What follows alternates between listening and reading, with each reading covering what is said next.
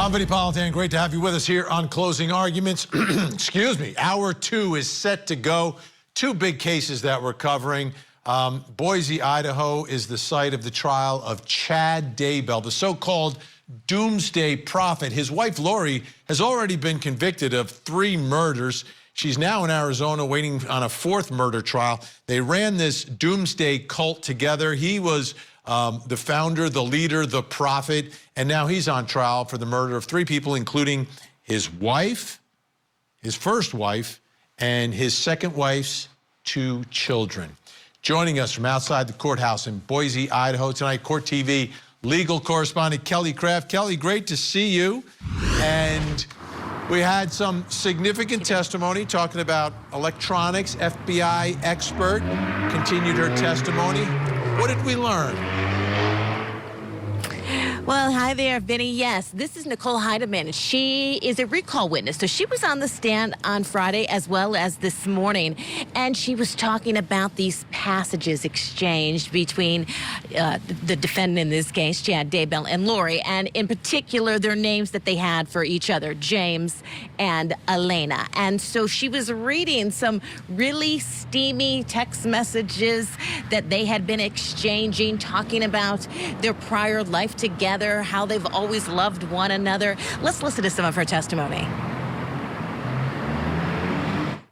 The intensity of each encounter in my mind, one greater than the last. Oh my, fire emoji, especially this last one. I've never loved you more, heart. It just keeps growing, kiss emoji. The fire is definitely burning. The memories, heart. I miss you way too much. You have to stop or I might explode. From Chad to Lori. Can you read it into the record? Elena's magic hand has gripped the storm, and they stare into each other's eyes, barely able to breathe as intense waves wash over them. And through the investigation, did you learn what storm was a name for? It appeared to be a name for Chad's penis. And I don't know if you could tell on screen there, Vinny, but yes, when the witness described what storm meant, there was a bit of a smirk from Chad Daybell. No weather report tonight. That's all I'm saying. We're not going to do a weather report. Okay. We also learned about some of the internet searches that Chad and Lori engaged in. We sure did, Vinny. And these were really telling because searching for some of the items, for instance, the malachite wedding rings, this was done before the death of the passing of Tammy Daybell, Chad Daybell's first wife, as well as the passing of Charles Vallow, who was killed by Lori Vallow's brother, Alex Cox. So this really painted the picture to the jurors that Chad and Lori had been planning on being together for quite some time. Let's listen to some of that testimony. Through your review of records, were both Chad and Lori looking for malachite? They were. Were those searches occurring when their spouses were still alive? Yes. Did Lori and Chad, in fact, end up married in Hawaii? They did. What type of rings did they exchange? Malachite rings. Yeah, and so, Vinny, that testimony is pretty important. Also talking about how Lori had tried to purchase a malachite ring before for Chad. Then that purchase didn't go through. Then they had to exchange the rings for different sizes. It was a 10, then it was 11, then I think it was a back to a 10. So there was a lot of thought that went into this relationship that they were planning to have together for the rest of their lives. Yeah, it seems very transparent at this point, right? You know, you're a so-called prophet, right? And before anyone starts dying, you're picking out wedding rings and making plans. Not passing the smell test, I don't think, for this jury. Now, there was also some forensic testimony, some pretty graphic testimony today. There was, Vinny, and you know, from our perspective, hearing what the FBI tools analyst had to say on the stand, I thought it was important, and it was hard to listen to because he talked about what was happening to Tylee Ryan's remains, what tools had done to Tylee Ryan's remains. They were found on Chad Daybell's property, and he explained that some of her remains were just shattered. They had been chopped. They had been stabbed by various tools. He was mentioning things like a hatchet, machete. Now, he couldn't pinpoint exactly what kind of tools were responsible for his remains, John, for the remains, the injuries to the remains of Tylee Ryans, and John Pryor really pointed that out. But the testimony was good, I think, for the jurors to hear just how terrible and graphic this whole killing of Tylee Ryan was. Let's listen to some of that testimony. Sir, will you please explain what is in that photograph? This is a portion of the hip bone.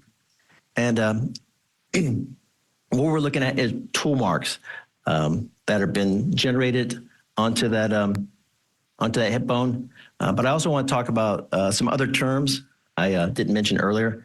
They're action types. So the evidence we're looking at right now, there are two types of action types: stabbing and chopping. And remember, we saw all those tools that they took and analyzed from Chad Daybell's property, 18 tools, 4 of which were significant. 2 they talked about had some human remains on them.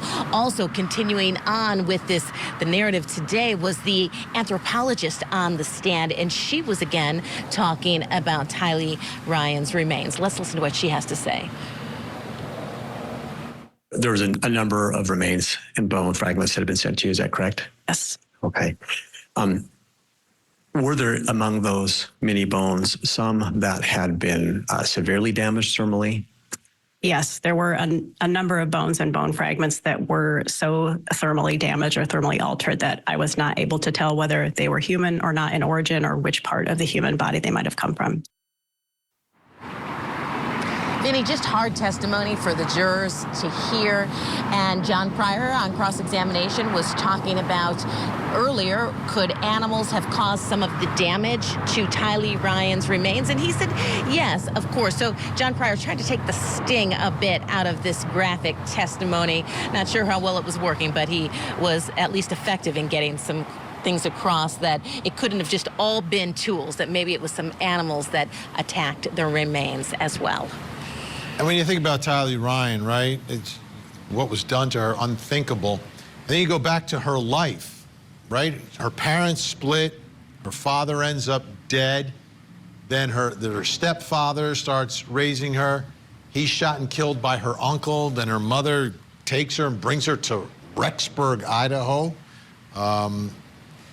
Let me ask you, because today I think we learned a little bit more about Tylee, because she's a teenager. Teenagers have friends. And one of her friends took the stand today. Yeah, she did. This is Ashlyn. And I think it was really good for jurors to hear from her as well, because we've heard so much graphic testimony about Tylee, her remains, her death. And so today we got to hear from a friend of hers that talked about their relationship, how they were at high school together, then how Tylee left. She talked about how Tylee was like a mother figure to little JJ Vallow. Let's listen to some of her testimony. And in visiting Tylee at her house, did you ever meet any of her family members? I did, yes. I met Charles, I met Lori, JJ. I met Alex before too. Did you make any observations about the nature of his relationship with Tylee? Friendly. It seemed very much the normal teenage to uncle relationship. They joked around a lot, had a good relationship there, and I know he offered her a place to stay when she needed it. Did she feel comfortable with Alex from what you could observe? She did, yeah. And Ashlyn also testified that when Tylee ended up leaving town, they did try to keep in contact with one another, but really they only had those 2 weeks to keep in contact with one another, and then she never heard from Tylee Ryan again. Vinny? Kelly Craft, Core TV legal correspondent in Boise, Idaho tonight. Kelly, thank you so much. All right, let me bring in a special guest joining us, Lori Vallow's uncle, Rex Connor. He co-wrote a book called Lori's Lies and Family Ties with Lori's brother. And together they host the Tylee and JJ's Silver Linings podcast. Rex, thanks so much for joining us again. Let me start here, because we just heard some testimony and some discussion about the relationship between Tylee and Alex, your nephew, Alex Cox. Do you believe Alex killed his niece, Tylee? nothing surprises me in this case anymore, and as horrific as it sounds, and as much as I think they were close, yeah, I believe he did. When I think about what happened to Tylee and the level of broken trust in her life, absolutely tragic when you put all the pieces together, and obviously it ends like incredibly bad, but between her mother, her uncle, and then her stepfather being shot and killed, her father, Joseph Ryan, and all the controversy surrounding all of that. I mean, this little girl was through a lot just as a teen, just getting to her teen years. Yeah, she had a lot of her childhood, so to speak, taken away from her, which is tragic. But you know, even if Alex didn't do the killing, the way her body was treated, and the testimonies were so devastating when they said, well, we can't tell if this happened before or after she actually died, with some of these brutal actions against her. First of all, that's hard to imagine for any of us. I know it's so deprived, but it also makes me think other people may have been involved, and I hope there's an active investigation to determine that and to go after those people if they are. Something else I wanted to talk about tonight, which was Tylee. We learned a little bit more about Tylee's relationship with her little brother, JJ. Let's take a listen to that testimony. Mm-hmm. Could you just briefly describe kind of what you observed about Tylee's relationship with JJ? Almost maternal, in the sense that she was always there to make sure he was cared for. First priority was making sure his well-being was always taken care of, and she would be next. That speaks volumes to me. Rex, your thoughts about that? Love that description. That's what I observed. I didn't live in the same town as him, so I didn't have a lot of interaction, but we did stay with him when we went to Hawaii. And of course, at family events, we would get together, and that's just what I observed too. Tylee was, and I like the way her friend said it, not a, how did she say it? Not a mother figure, but she was always there for JJ. And that's the relationship. It was on full display each time we saw him, and Tylee was just very loving, patient. She just enjoyed being with him. And you think about the order in which everything happened. If she has those sort of protective instincts for her little brother, if I'm the prosecutor, I'm going to argue there was a reason why Tylee had to go first, why she was the first one to be killed, because it'd be much more difficult to get away with and to do something to JJ if Tylee is there, because she's going to protect, she's going to notice, she's going to say something. Yeah, that's definitely true. And I think, you know, it cost Tylee her life, I think, going to Rexburg. And I think she went to Rexburg to protect JJ. She had a sense, I'm sure, of what was going on. I don't know that she thought her mother would go to that extreme, but I don't know. I don't know what she thought, but she was there to protect JJ, and it cost her her life. Now, I want to play for you a video. It's been blurred out, and it's from Arizona. But what I find really interesting is getting to hear Tylee. She's there with Lori, right? So it's daughter with mother, but it seems like the daughter is the one who is sort of taking care of her mother in this scenario. It's a police video, but let's take a listen. It's going to be difficult to see because they're going to blur out the images. Let's watch. What's he texting you? I have the text. He was basically just texting me. He was acting like that my son was in danger. I'm worried about JJ's safety and things, and texting her like he's gonna. So he at first texted me, "You doing okay today?" The dynamic I see there, Rex, is that Lori seems the one that's a little bit out of control, and Tylee is like the one calming things down and explaining to police. She's a teenager. Well, she was one of those very adult teenagers, very feisty as a teenager too. A lot of adult attributes, but yeah, I think she took a role to what's the right word, to try to temper Lori with the relationship with JJ and with other people, and to bring Lori into reality. I think a lot of us believe that Tylee knew how this strange religion of Lori's was becoming dangerous. And I think she was scared and there to protect herself and others. And so she had to take an active role on Lori's side. I agree. That's what I heard in all of that. All right, Rex is going to stay with us. We've got more to get to. Up next, we take a look and a listen to Chad's so-called fictional story of James and Elena. Is this steamy work actually about Chad and Lori? An innocent woman. She didn't do it. It's a controversial case that's divided a community. Karen Reed is accused of murdering her police officer boyfriend. Prosecutors say she ran him over on purpose and left him to die in the cold. But Reed claims that she's being framed. It smells suspicious. After years of legal fireworks, will the truth finally be revealed? The end game is to figure out who killed John O'Keefe and hold these people responsible. The killer or cover-up murder trial. Live coverage weekday mornings, only on Court TV.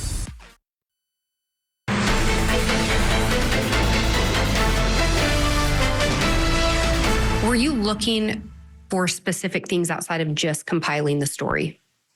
Yes, we were looking to see if we could confirm that events in the story happened in real life. You'll start on Friday and read to the word forever. Friday morning, October 26th, driving south on the freeway, a voice said, "You will meet an extraordinary woman today who will change your life forever." This was shocking since such a thing seemed very unlikely at this conference. Was there something about that first part that caught your attention in relation to what may have been going on in Chad and Lori's lives? On October 26th, 2018, Chad Daybell was listed as a speaker at a Preparing a People conference in St. George, Utah. Melanie Gibb, or MG, we believe in this instance, confirmed that she was the one that introduced Chad and Lori as their mutual friend at this conference.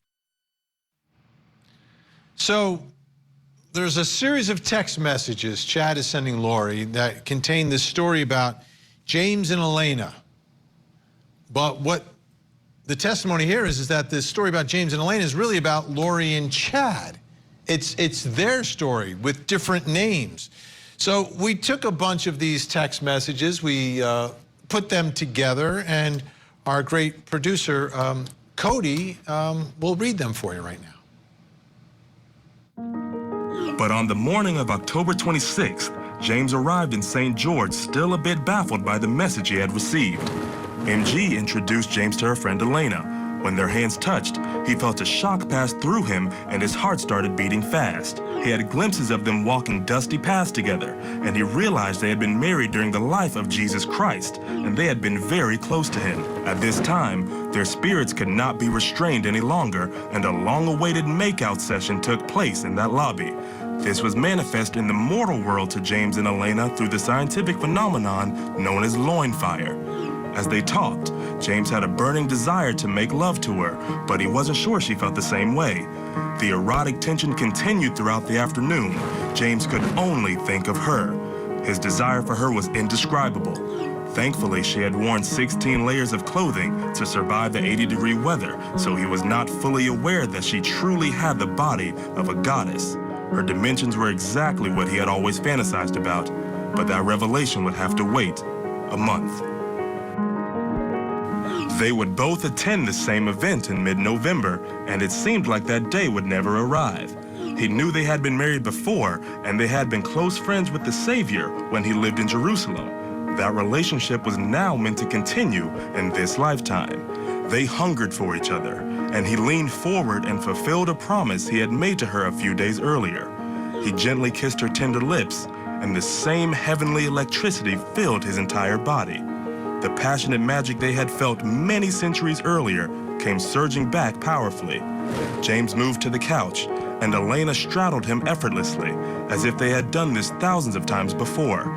She fit perfectly on him, and they pressed their loins tightly against each other. They were still fully clothed, but the intensity of the intimacy was undeniable. Elena graciously allowed James to stay in a spare bedroom at her home that night. James anxiously hoped Elena would join him in the spare room. It took a while for everyone to settle into their beds, but once the house quieted down, James opened his door slightly and saw the wondrous sight of Elena approaching the room. They locked the door behind her and quickly got under the covers. They clung to each other and kissed desperately, hungrily. James placed his hands under her top and caressed her splendid breasts. She moaned happily and wrapped her legs around his waist. Only 2 layers of material separated their loins, and they could feel each other's most intimate body parts in detail. They knew their spirits were actually intimately joined together, and it felt like they had left the celestial world. They fit together perfectly, and their kisses were deep and frenzied. Their desire for each other was beyond compare. That's a different kind of novel, right? Whoa. Let's bring back in our guests. Lori Vallow's uncle, Rex Connor, is still with us tonight. And also joining us, nationally known psychotherapist and host of Talking Live and the Bite Size podcast, Dr. Robbie Ludwig. All right, Dr. Robbie, I didn't mean to make everyone blush tonight, but it's evidence in the case. I'm just presenting the evidence tonight. As you listen to that, though, and these are writings, what are you taking from this? Are you taking from it that this is all about the sex for Chad, the one who is writing all of this? His fantasy, erotic tension, his loin fire? Is he using the talk of religion as a way to get her on board with him? What do you think's going on here? Well, Chad is very manipulative. We know that. And I think he was very attracted to Lori. That, you know, there was a transference there, we call it, that feeling of being at home. And it seems like she had that with Chad as well. And then they made it into something that it wasn't. This delusional story that they were married in another life and they were close to Jesus. And that's where a lot of the psychotic elements come in. But it sounds like that became part of their story. It's the grandiose story that they're not regular human beings.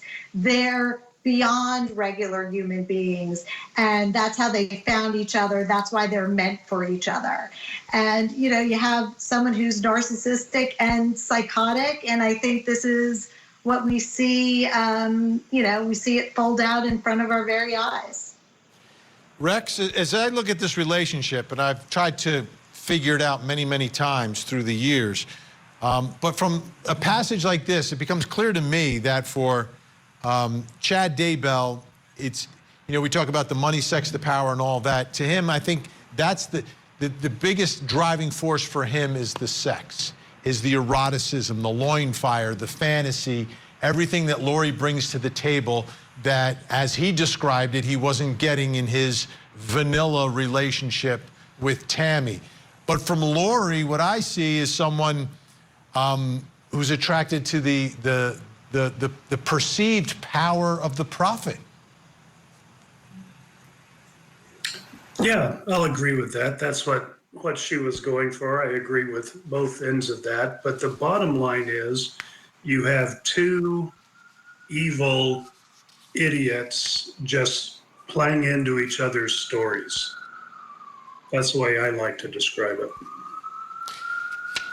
Dr. Robbie, why don't you take a listen to one more piece of the testimony from Nicole Heidemann today.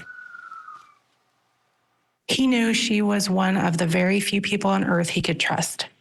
James's spirit was so excited at this revelation that he shattered a thick veil that had been placed between these 2 souls during their mortal lives. The thick veil had been placed because of the unique, unparalleled love James and Elena had shared in previous lifetimes. That veil had prevented them from finding each other until this appointed day that would be remembered throughout the heavens as the true beginning of a spectacular mission that would save millions of souls and defeat the forces of darkness. Dr. Robbie, are you getting the feeling that she is the true believer here?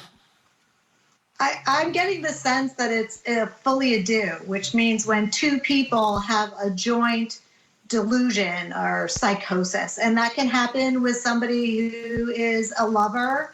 And I think that's what we're seeing here. They both had this delusional idea about grandiosity. What we know about Lori is her father was mentally ill. So, you know, being the object of someone who is loving her, attracted to her, and that their relationship is God sent and somehow more than what it really is, appealed to her.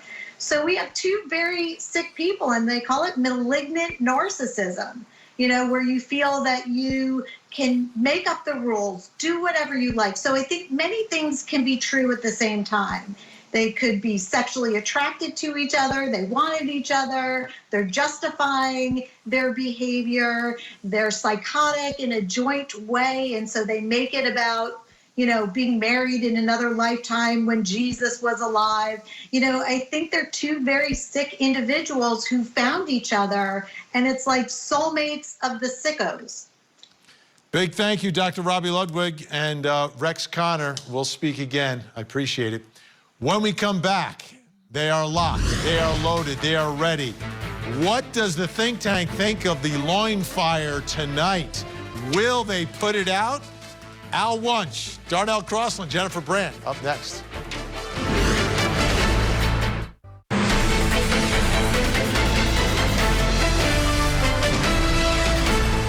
He made an awkward attempt that was way too brief because their friends were bringing more boxes. In that short embrace, though, he knew he had found the woman he had searched for his entire life. Do you know approximately what period of time this would have been referencing? This would have been referencing the October 26th, their first meeting. And during this time, was Tammy Daybell alive? Yes. Was Charles Vallow alive? Yes. They're having an affair. They're having an affair. Period. Bottom line. Things are getting real steamy between Chad and Lori. Let's bring in our think tank. Joining us tonight, criminal defense attorney, former prosecutor Al Wunsch III. Also with us, criminal defense attorney Darnell Crossland and family law attorney Jennifer Brandt. Great to see everyone tonight. Al, what do you think of the loin fire? I gotta tell you, Vin, if I hear you say that phrase one more time, I'm gonna look for something sharp and I'm gonna try to find a vein. Okay? I just report the facts. That's all I do is report the facts. I want to be over. It frightens me every time you say that expression. But I am immediately, I think of Romeo and Juliet, okay? Because from forth the fatal loins of these two foes is a line from Romeo and Juliet. And from forth the fatal loins of these two schmoes, they killed several people. So it's a frightening thought. It's a stupid story, and she fell for it, and it's a disaster. But just please, you know, let's cut down on the loin fire talk, because it's making me nauseous. Darnell, like every other cult leader, again, it comes down to sex for the guy who starts the cult. That's why they start the cults. I'm still saying Al is jealous because he doesn't have followings. When I kept hearing about Chad's penis. Wait a minute. And I can't wait now. I can't wait because you're going to take up all the time. Is that a bullet? It looks like he's got bulletproof glass behind him, for God's sakes. Look at that. So just mad because I got the beach behind me. So when I kept thinking Stormy, I kept thinking Stormy Daniels. I kept blushing and thinking hushing.